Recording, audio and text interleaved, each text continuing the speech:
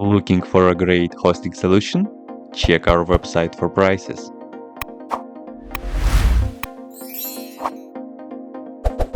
First, what you need to do is to update the server packages.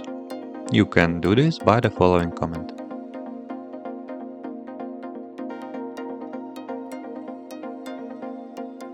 Transmission package is available on Ubuntu-based repositories, so you can install it by running the following command.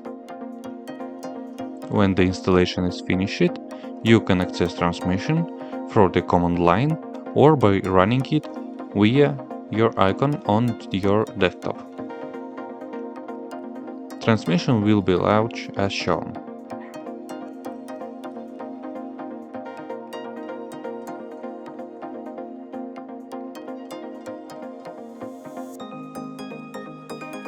If you have any question, leave them in the comments.